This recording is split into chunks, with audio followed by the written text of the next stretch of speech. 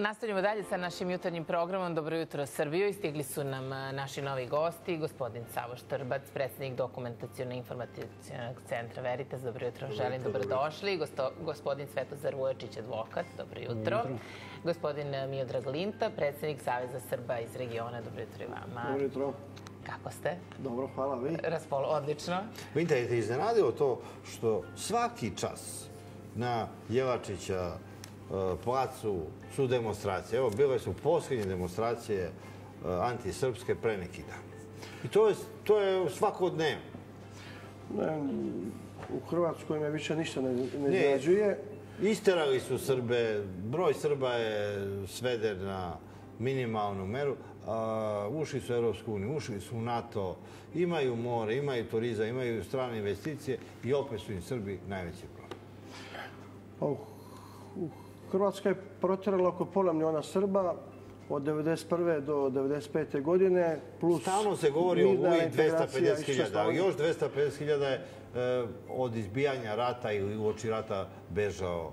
A jeste jedan izvještaj koji je išao maja 1993. godine Savjetu bezbednosti Ujedinjenih nacija, govori o 251.000 protjeranih Srba, dakle sa područja hrvatskih gradova i većeg dijela zapadne Slavonije.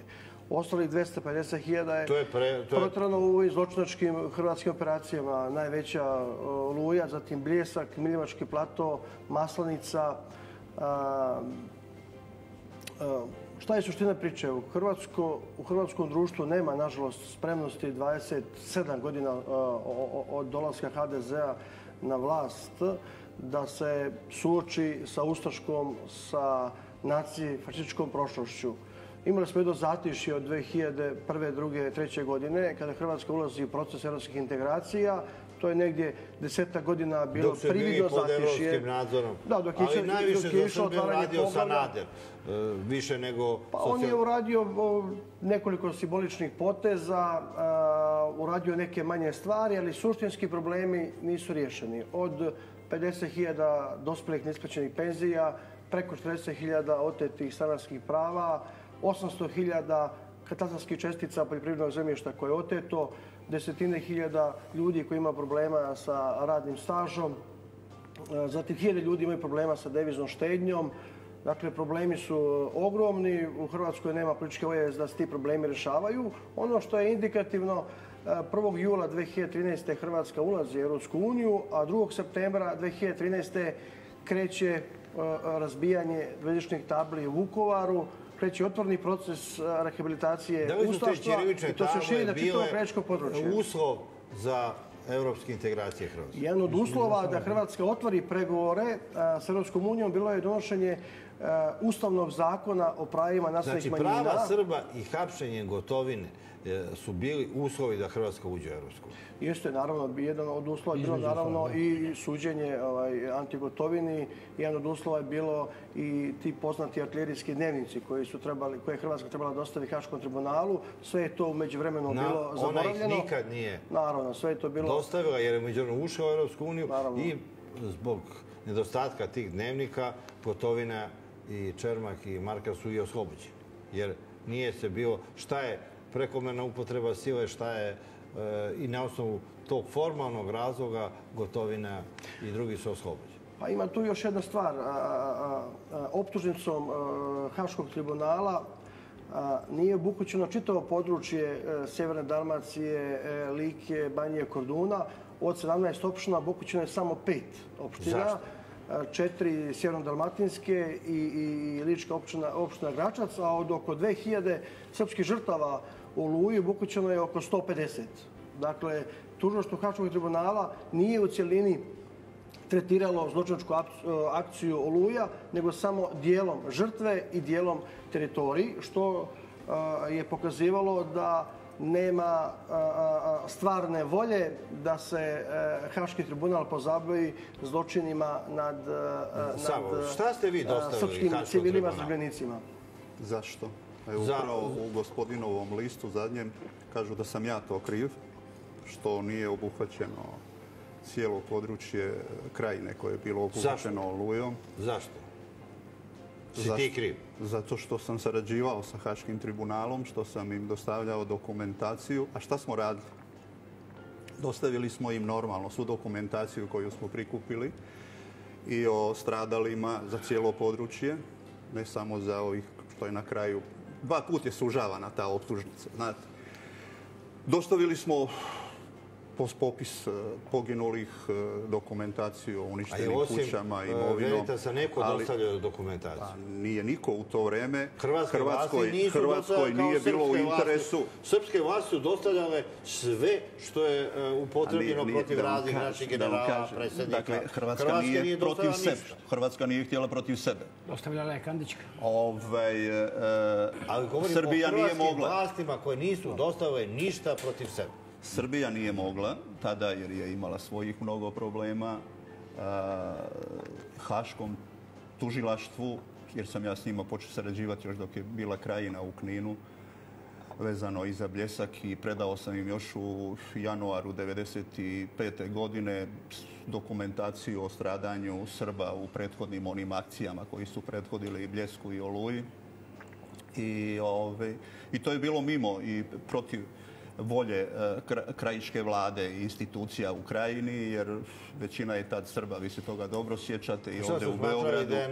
Pa da je neprijateljski sud i da ne treba s njim sarađivati, je li tako? Ja sam imao drugačije mišljenje i tada i sada i zbog toga sam bio vrlo često i prozivan i na sjednicama vlade, iako sam bio sekretar, posebna tačka, je li naš sekretar najpametniji ili najluđi kad on jedini sarađuje s njima. Ja sam imao tada najviše dokaza protiv Srba su poslali Hrvati kad su zarobili prilikom osvajanja Knina, uzeli su dokumentaciju, nije ta dokumentacija evakuisana i na osnovu toga su i podignute optužnice i tajne i javne i mnogi su ljudi stradali. Protiv Srba, mislite? Da. Sad govorimo pred hrvatskim pravosuđem. I dostavljaju se i Haškom tribunalu. Znači ono sve što su oni zarobili kad su ušli u Knin, oni su dostavili i svom pravosuđu i Haškom tribunalu. Pa jeste. To je osnov dokaza protiv nas. Pričali smo da je protiv pripadnika JNA i krajišnika, znači tamo su se nekad je to bila policija, nekad vojska, da je podignuto ili procesuirano, što podrazumijeva i otvorene istrage i optužnice i presude preko 3600. Trenutno je po zadnjem spisku u takozvanom aktivnom statusu. To su oni koji su još pod istragom i pod optužbom i koji su pravosnažno osuđeni, o 1577. Taj je spisak iz 2013. Međutim, ta priča o procesuiranjima za ratne zločine nije završena. Ratni zločini ne zastarijevaju i Hrvati taj pravni institut maksimalno koriste. Tako recimo da je samo prošle godine 96 bilo optuženih, novo optuženih. Da li je neko u Hrvatskoj optužen za zločin na Srbiji? Jeste. Ko je?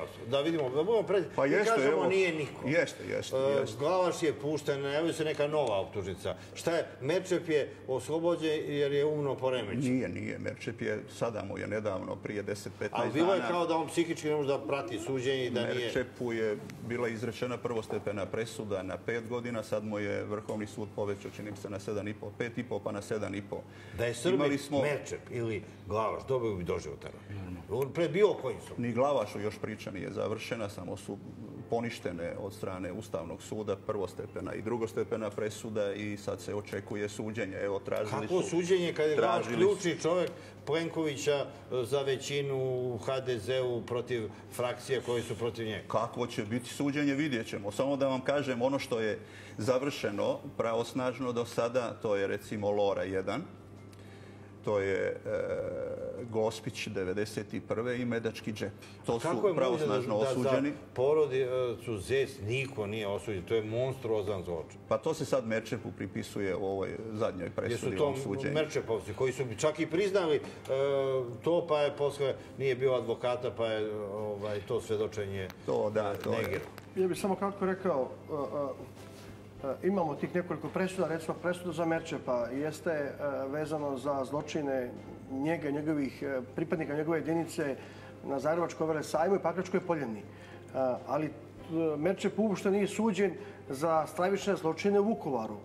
Znači, Vukovar je jedno od mjesta gdje je HDZ-ova vlast instalirala Merčepa i od proljeća, negdje od maja 1991. godine do početka ratnih dejstava, to je septembar Znači, u ta 4 mjeseca ubijeno je preko 100 Srba. Znači, Merčepovi jedinice su vršile strahoviti teror, minirale kuće, hapsile ljude, ubijale, bacale u Dunav, mučile. Dakle, za taj period, te 4 mjeseca, Tomislav Merčep apsolutno nije osuđen. A za ovo što je osuđen je prvo na 5, zatim na 7 godina, uzimajući obzir obim zločina u Pakračkoj poljani i Zagrebačkom Resajmu. To je sramna presuda sa sramnim brojem godina. Vi danas imate, ako čovjeka ubije pa dobije 10 godina zatvora. Ovi su ubijeni desetine ljudi, strahovito mučeno, tako da u Hrvatskoj imate, ako imate presude, one više vređaju žrtve i porodice žrtava i čitav krajiški narod, nego što su funkcije ostvarenja istine i pravde. Znači, vi u Hrvatskoj imate etnički motivisano pravosuđe. A poslije gašenja afera Tribuna, više u Hrvatskoj ovakve stvari nemaju gde da se štampaju. Afera Tribun je otkrivao i zločine i Pakračku poljanu i govorio i o Merčepu i o Glavašu, čak i protiv Gotovine otkrivao da je bio kriminalac, da je pljačkao juvelirnice po Parizu, da je bio šef te bande posle izlaska iz Legije. Sad je on uvaženi građani, savjetnik predsjednice za bezbednost. Više to u Hrvatskoj ne može da izađe. Za njih je to završena priča. Ili znate da je jučer pala prva klapa, snima se spektakl o Gotovini. Priprema se godinama onaj stari Vrdoljak. Sjećate se onih filmova U gori raste zelen bor i one iz našeg perioda, naše mladosti. On će sad snima on je napravio film o Blajburgu. U Blajburgu je pravio Sedlar, onaj što je poslije napravio. Da, ima i on nešto, ali to je jučer baš pala klapa, to je spektakl. On postaje njihov najveći nacionalni heroj. Sveto, ti kao advokat, da li si ti iznenađen što su najveći ratni zločinci postali ratni heroji u regionu, a tužbe idu samo protiv Srba i mi smo još uvek na stubu srama optuženi za ratne zločine. Hrvatska nas je tužila za genocid. Srećom, izvukli smo se na suđenju pred Međunarodnim sudom pravde. Revizija tužbe dolazi od Bakira Izetbegovića. Tači najavljuje tužbu protiv nas. Kako odbraniti Srbiju? Pazite, ja normalno, meni je to sve žao i kao advokatu ne mogu s tim nikako da se složim, ali ja sam, kada je taj sud i formiran, imajući vidio da sam znao ko stoji iza njega i kao advokat Radovana Karadžića, uključen sam jedno vreme advokat Slobodana Miloševića, znao sam čemu to vodi. Ja sam, kada je to bilo malo opasno,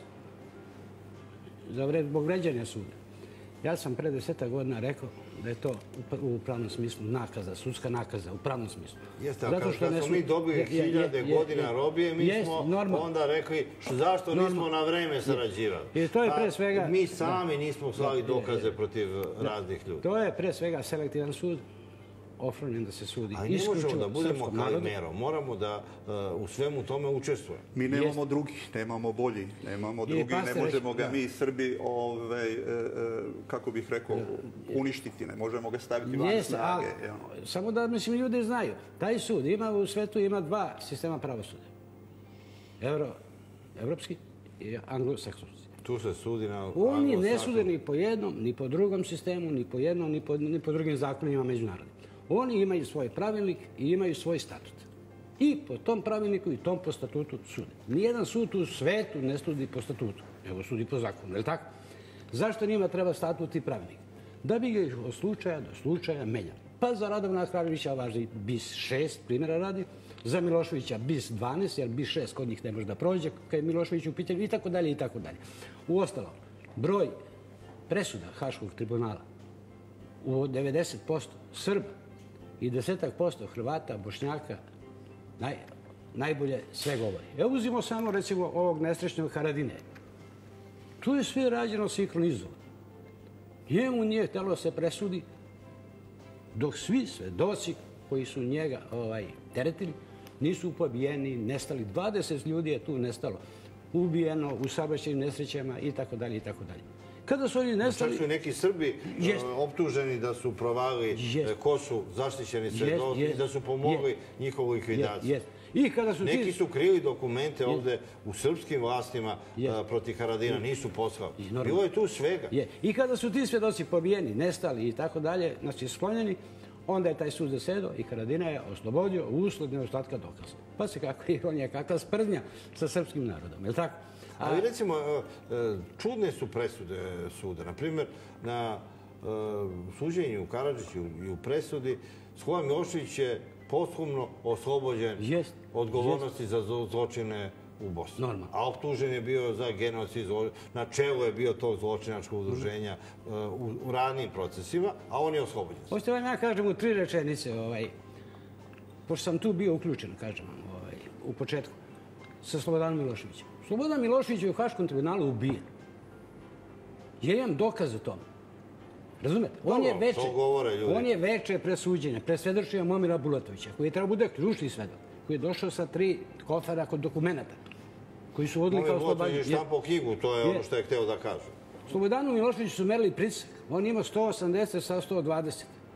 To je zvaničan dokument Haškog tribunala. Znači, najgledanija emisija u istoriji televizije, od kako postoji, to je moj razgovor s Momirom Bulatovićem, koji je emitovan sutradan posle sahrane Slobodana Miloševića. Šta mi je rekao Slobodan Milošević? On je pričao tu posljednju noć sa Miloševićem i to je čak bilo gledanije nego Miloševićeva sahrana. Jer očigledno ljudi su želeli da čuju tu dramatičnu... Imamo jednog gledalca na vezi. Mogu samo završiti jednu rečenicu.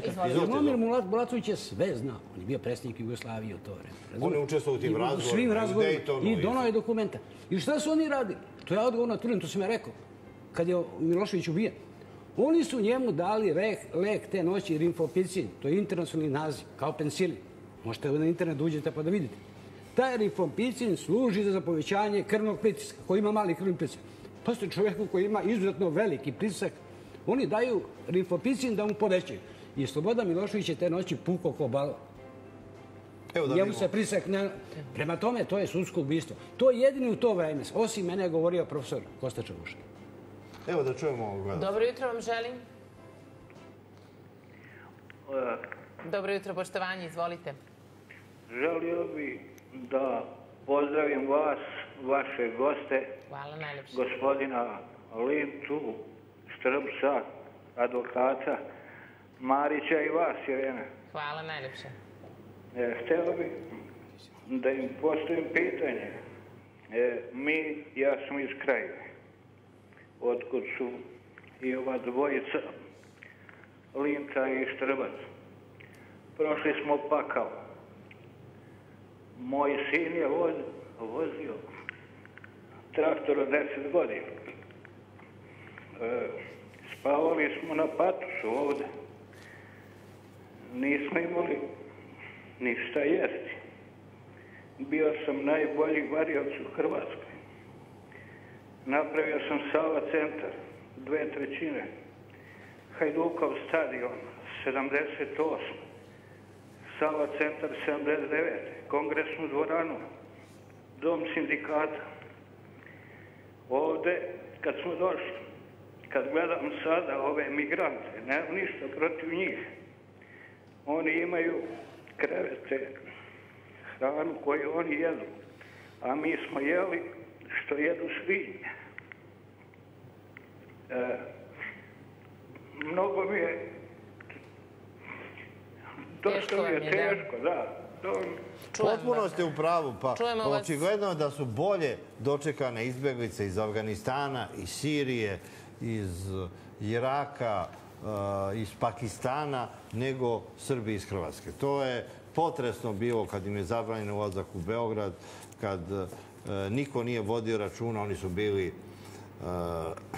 deo nekakve srpske zablude, terali su da idu na Kosovo, ali Srbi iz Hrvatske su se pokazali kao jako vitalni ovde u Srbiji. Od tih izbjegličkih kampova uspeli su nekako da se snađu i pokazali su da su sposobni ljudi. Je tako li? Vi vodite računa kako se ljudi snašli u Srbiji. Postoji neko istraživanje, ti zastupaš Srbe iz Hrvatske i Pa,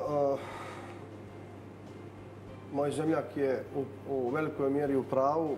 Nažalost, tadašnji režim se na jedan loš način ponio prema stotinama hiljada proteranih ljudi, pre svega u ovim zločinačkim akcijama Bljesak, Zapadna Slavonija i Oluja. S druge strane, moram da kažem, veliki broj pozitivnih primjera građana Srbije koji su nesebično pomagali tim ljudima. A to su privatno, individualno. To je velika razlika. Znači, veliki pozitivni primjeri naroda u Srbiji koji je pokazao saosjećanje i koji je pomagao u granicama svojih mogućnosti i jedan loš odnos režima prema tim ljudima. Ljudi su im nosili hranu, vodu, tim izbjegličkim... Primali ih u svoje kuće, davali im pomoćne objekte, znači činili su ono što su mogli.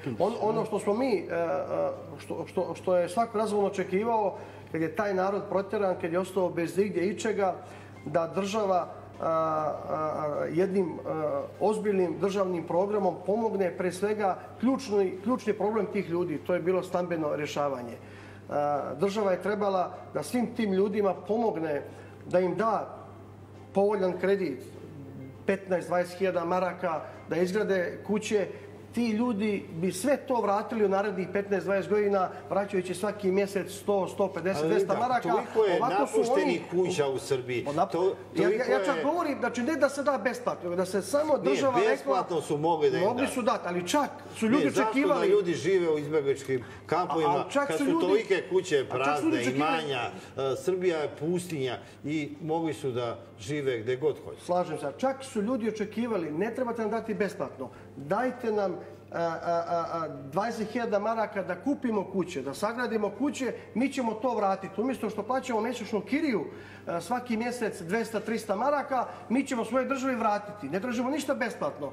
Tu je država zakazala i nažalost nije stala iza tih ljudi. Mi, srećno, taj narod je vitalan, borben, ne predaje se, nije klonuo duhom. Većina ljudi je sama riješila svoje stambeno pitanje, boreći se, napravili u Srbiji i poslovne imperije. To su pojedinci, ali većina naroda je uspjela jednom teškom borbom, odricanjem da sagradi kuće. Jedan manji dio još uvijek nije riješio stambeno pitanje. A da li postoje još ti izbjeglički logori?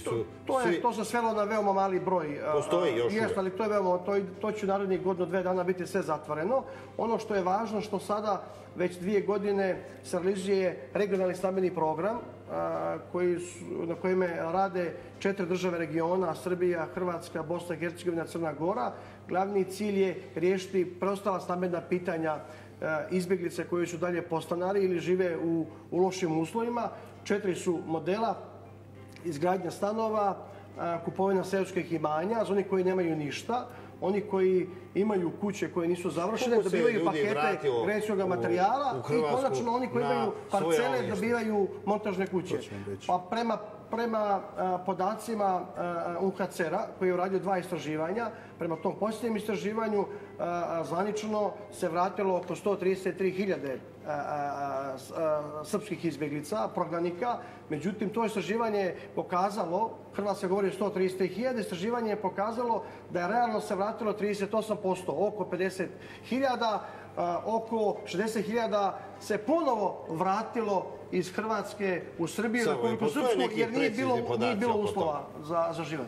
Pa to su taj 2 istraživanja iz UNHCR-a, zadnje je bilo, mislim, 12. Ali hrvatske vlasti učinile sve da im život tamo bude nesnosan. Evo, možda ovaj drugi dio će biti jasniji. Ovo su te razlike između istraživanja UNHCR-a i hrvatskih zvaničnih podataka o povratku. Znači, ti 130 i nešto hiljada ljudi koliko Hrvatska prikazuje da ih se vratilo, to su oni ljudi koji su uzeli hrvatske dokumente svojevremeno. Čak i ova država, ondašnja država Srbija, inzistirala, pa su ljudi odlazili masovno tamo u Vukovar, dizali te dokumente. Poslije im je to predstavljalo i smetnju u ovoj državi, više nisu mogli da budu izvedeni. Jeste, tako je.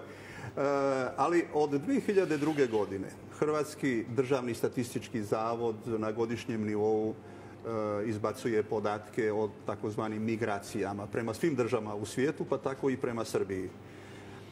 imali smo prvih par godina nešto više povrataka iz Srbije u Hrvatsku nego odlazaka iz Hrvatske prema Srbiji. U zadnjih 4-5 godina imamo mnogo više odlazaka iz Hrvatske prema Srbiji. Mnogi su došli tamo, pokušali da obnove kuće, imali su neku pomoć, ali nisu mogli da opstanu. To su staračka domaćinstva. Evo samo da vam kažem ovo da je u zadnje vrijeme, u zadnjih 2 godina na jedan povratak, jednog povratnika iz Srbije u Hrvatsku, 5 i više, 5 do 6 ih odlazi. To je takozvani tihi egzodus koji traje zadnjih godina, sve je znači gore i gore. Ljudi ne bježe od dobra, bježe od zla. Staračka populacija je prevladavala od onih povratnika i onih koji su ostali. Jer hrvatske vlasti insistiraju ko uzme dokumente, on mora se vrati i da živi tamo gdje mu je kuća. Da oni ne priznaju da može da živi i u Srbiji i u Hrvatskoj, da čas je tamo, mora da se opredeli. Bilo je tu raznih perioda.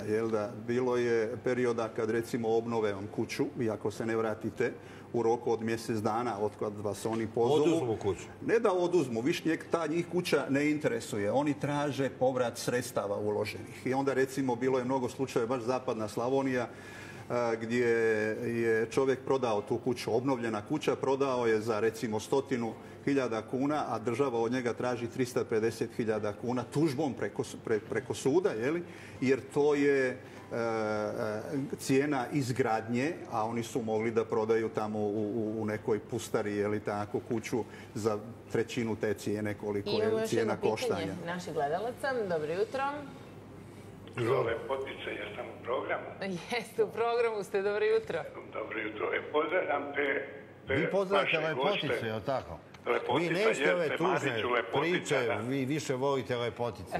Volim ženski rod, Mariću. Tako je, svaka čast. Jel da i vi to volite? Pa ja sam više opredeljen za istoriju. Volim ipak mlade žene i stare knjige i stare slike. Ma ti voliš žensku suknicu bolje nego Lebaljestu. Hvala. Izvolite. Ali to je tajna, nemojte baš preko televizije. Kažite. Imam pitanje za ovu moju dvojicu krajišnika. Ako je moguće. Samo izvolite.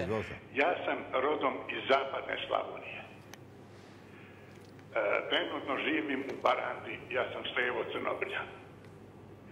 Inače sam iz opštine Daruvar, selo Stara Krivalja. To je selo sve porušeno. Ne samo moje, i Klišca, i Kuzma, i sve, 20 nešto sela. Pa vas pitam vas dvojicu, mnogo volim kad vas vidim. Šta će biti s tom naknadom? Jer mi smo pisali ono što je gospodin Linta rekao da se to popiše imovina. Ponovo. Šta će biti s time? Će biti to neka nadoknada? Šta će biti s time imanjem? To je bilo imanje. Život bio tamo. Zemlja, kuće. To je sve zaraslo. Otišlo u šiblje. Da ništa nema, samo put. Hvala vam na uključenju. Jedno od tih otvorenih pitanja jeste i pitanje naknade štete za uništenu imovinu protjeranih Srba. Hrvatska je u svom zakonu o obaveznim odnosima imala član 180 do 1996. godine koji je obavezivao Hrvatsku državu da nadoknadi odštetu, odnosno štetu svim građanima Hrvatske čija je imovina uništena u terorističkim akcijama. 1996. godine, naravno, Srbi su već 1992. 1993. godine čiji su kuće minirane, a minirano je prema podacima hrvatskih udruženja preko 10.000 srpskih kuća u hrvatskim gradovima, van područja Krajine. Ljudi su počeli da podnose tužbe 1992. 1993. 1994. godine. Hrvatska je vidjela da preti jedna opasnost da će na osnovu člana 180 biti presude u korist tih Srba i da će Hrvatska morati isplatiti veliku novčanu odštetu.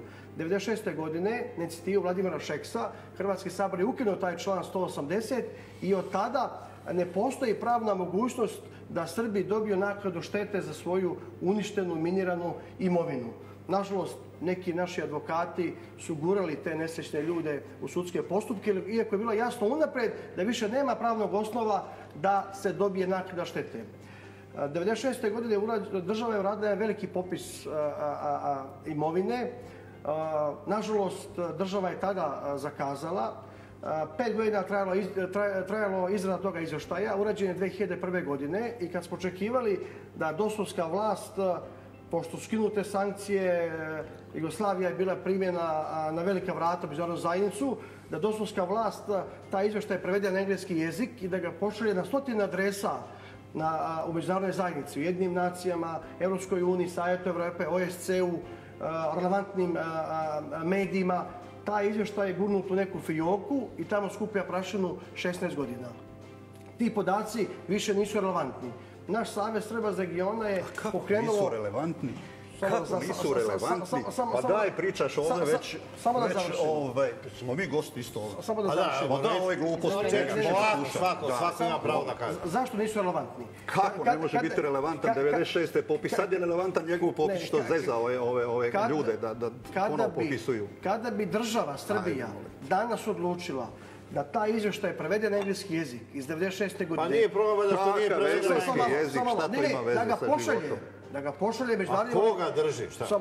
Na primjer, da ga pošalje. Koji bi bio argument Zagreba i Sarajeva? Rekli bi, da, to je tačno 96. godine, ali mi smo od tada riješili ljudima sve te probleme. Nama trebaju podaci iz 2016. godine da pokažemo da 21 godinu poslije rata većina stvari nije riješena. Čekaj, u čemu je problem? Postoji taj izvještaj iz 96. 96. može li biti najrelevantniji izvještaj iz 96. Ne može biti relevantan, koje je država radila? Jer ako ga pošaljemo Briselu i Brisel pita Hrvatsku i Sarajevo, gospodo, evo podaci 96. godine. Oni kažu da, to su podaci iz 96. godine, ali mi smo to riješili u prethodnih 20 godina. Mi moramo sada pokazati sa podacima iz 2016. i 2017. Mislite da su zastareli, šta? Pa naravno. Pa zato što dajemo Hrvatsku. Pa dajemo Zagrebu stavimo argumente. To je faktičko stanje poslije rata 90... Pa tada, te 96. Ali ako sad pošaljete to... Sad će nevladina organizacija ponovo skupiti nekih 5000 porodica, koliko im se javilo, ili ne znam koliko, 10.000. Tad je 75.000 porodica, samo iz Hrvatske. 68.000 popisalo čekaj, to je država Srbija. Država Srbija, 96. godine. Imali tada dokumentacija postoji, razumijete? I sad se nakon toliko godina javlja neka nevladina organizacija koju vodi ovaj ovdje gospodin, jeli? I već godinu dana produžava zamajava te ljude. Budimo ljudi, jako smo Srbi, što je rekao Patriarh. Da ponovo popisuju svoju imovinu. Evo objašnjenje. To je zastarjelo. Hajde, sad ste vi ponovo popište, pa ćemo. Mi iz neke nevladine organizacije... Polako, ja sam advokat, čovječ. Pa, Sveta je ovdje kao Sveto. Marić misli će biti neutralan, onda tako? Ne, hoću neutralno čovjek. Ja mislim da je kolega Štrbac tu u pravu, razumete? Ako je urađen popis 2006. godine, razumete? 96. To, 96. Dobro. Ne znamo po kom članu zakona i po kojem zakonu to može da zastari. Razumijete? To je faktičko stanje... 96. godine. Ali vi sada kad kažete Evropskoj uniji, na primjer, kažete evo imamo podatke iz 96. godine. Pa to su stradanje u ratu. To je relevantno. Dobro, i sad pitan nekog... Čekaj, da pustimo Svetu. I imamo znači podatke do 96. godine. Dajte da se vidi do 96. Koja je šteta, ko je oštećen, koliko ima ljudi, koliko nema ljudi. Kojima je nadoknađeno da se vidi o čemu se radi. A ovo što radi kolega Linta, to može da bude neka dopuna, neki novi zahtjev za period od 96. pa do 2017. Razumete? Ima još jedna zašto ne može se donese među presude? Kome dostaviti? Pa treba ići konkretno. Možete samo ići da bi zaista očekivali od nečega da pokrenete tužbu pred nekim nadležnim sudom. A od toga sad ćemo mi dostaviti svim vladama u svijetu, prevešćemo na engleski jezik, šta ćemo dobiti? A to nije pravda, to je propaganda. Šta ćeš dobiti? To je propaganda. Šta ćeš dobiti? Mi kao pravnici tražimo nešto konkretno, nekakvu izvršnu presudu. I od nadležnog organa? Pa ovo je potpuno netočno što priča gospodin Štrbac. Pa on dobro zna da sudskim putem u Hrvatskoj nije moguće ostvariti pravdu.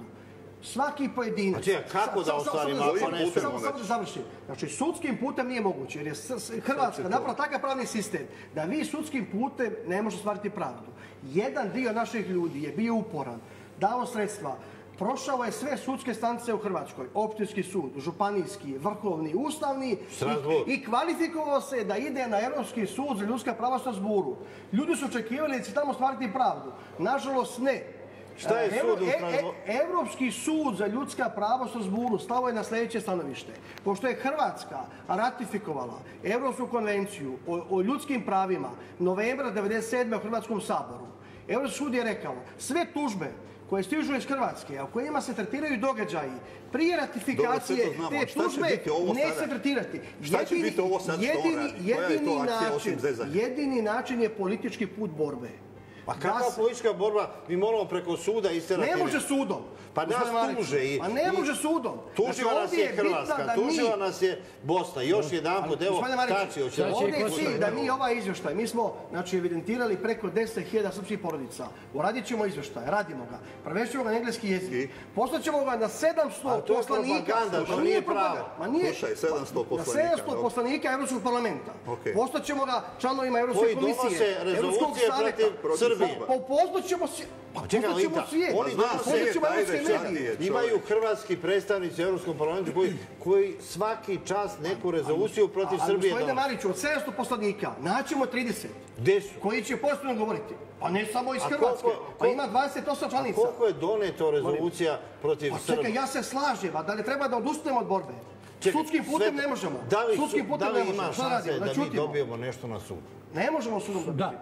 Da. Čekaj, da sud. Normalno da ima put. Šta, gospodine Mariću? Ne može, nije tačno. Pa ne može, mislim, ne može... Pa ne može sudskim putem u Hrvatskoj se vratiti stan. Ne može se dobiti čujemo sve. Ja nikako ne mogu da složim s tim da u Hrvatskoj, koja je članica Evropske unije, ne može sudskim putem ništa. Ne može, jer Evropska unija pustila Hrvatsku. Hrvatska nije reformisala svoje pravosuđe. Hrvatsko pravosuđe nije nezavisno, nije nepristrasno, to je etnički motivisano pravosuđe. Dobro, ali oni su napali naše pravosuđe, a ne Hrvatsko. To su imamo duple standarde. Normalno. Dobro, ali... Malo da smirimo situaciju, da uključimo Katarinu Koršu. Na terenu je i čeka naša vredna ekipa. Nema smisla da se mrzim, devojka. A ovdje je vrela atmosfera, kako je kod tebe, Katarina? Ne, ona se obuka kao da je zima. Da, dragi kolege, čujem ja da vi vodite neku ozbiljnu debatu. Neću vas puno prekidati, samo ću ukratko reći nekoliko servisnih informacija za naše građane. Kao što već znate, jutarnji špic je počeo. Nalazimo se na kružnom toku autokomande, gde je vrlo frekventno uvek, tako i ovoga jutra.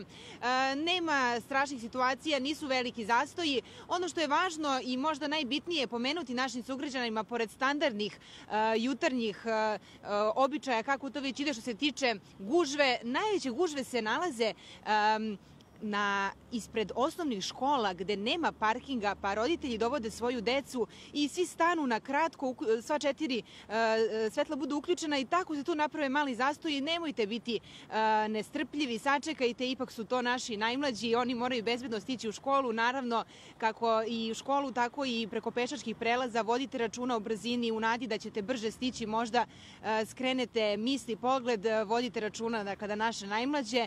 Ono što je moja obaveza da kažem, a svi već dobro znate, vezujte pojaseve kako na prednjem, tako i na zadnjem sedištu.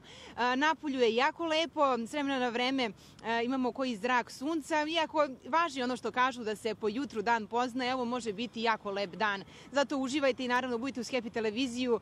Dragi kolege, vraćamo se vašoj žestokoj priči. Hvala, Katarina. Evo, negde za kraj počeli smo priču o tome da ste najstrože osudili antisrpske skupove u Zagrebu, ali vi uglavnom kad čitamo ili gledamo vaše izjave osudite i to što hrvatski političari ćute na to širenje mržnje već godinama, čak i na nasilje nad Srbima. Da li ste dobili neki odgovor, neka reakcija na to što vi pričate? Pa nema odgovora. Ne, oni se ne obaziru na ta saopštenja. Oni, hrvatski političari, hrvatski crkveni predstavnici, prečutno ili otvoreno rade na rehabilitaciji ustaštva i ustaške ideologije. Jasna je njihova pozicija. Današnja Hrvatska je nasljednik nezavisne NDH, a nije nasljednik zavnorske antifašističke Hrvatske.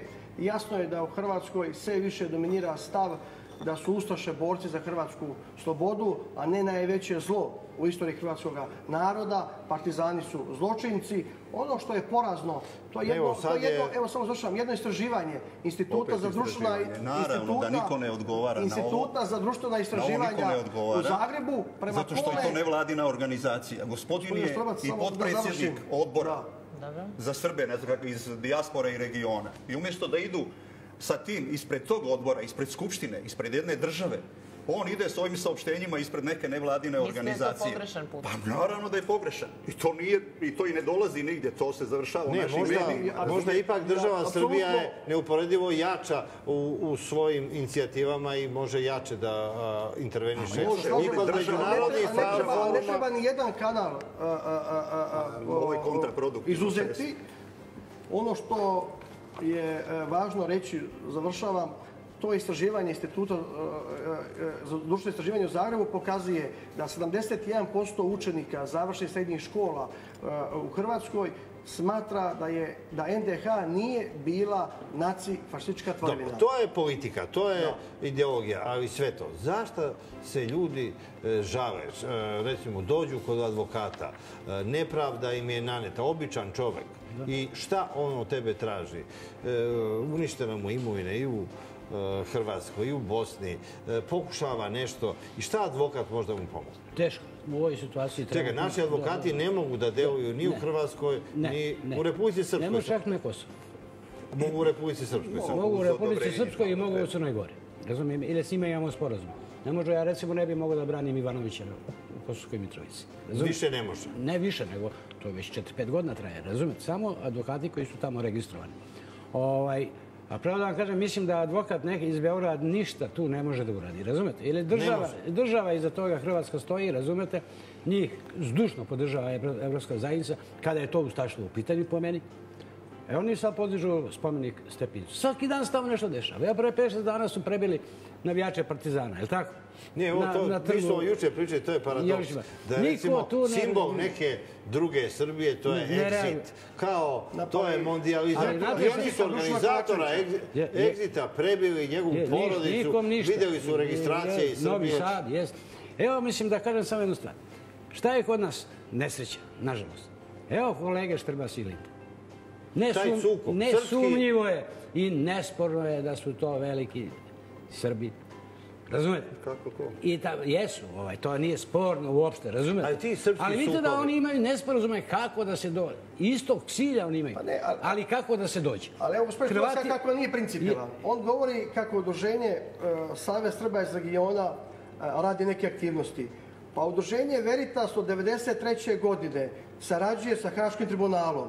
Pa sa Haškim tribunalom je trebalo da sarađuje vlada Republike Srpske Krajine i vlada Savezne Republike Jugoslavije, Državne zajednice Srbija, Crna Gora. Jedno udruženje je uzelo sebi za pravo da se bavi takvim ozbiljnim državnim pitanjem. Koji je rezultat toga?